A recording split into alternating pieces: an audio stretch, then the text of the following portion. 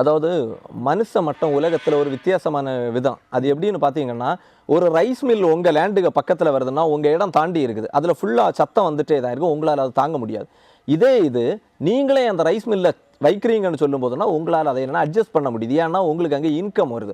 சமுதாயத்தில் பெரிய ஆட்கள்னு உள்ளபோது இன்னைக்கு என்னென்னா, சமுதாயத்தில் பெரிய ஆளுன்னு சொல்லியது அரசியல்வாதி ஒன்று, இன்னொன்று என்னென்னா இது என்ன அது சொல்லணும், கவர்மெண்ட் அந்த பவர் வச்சு ரன் பண்ணுறவங்க.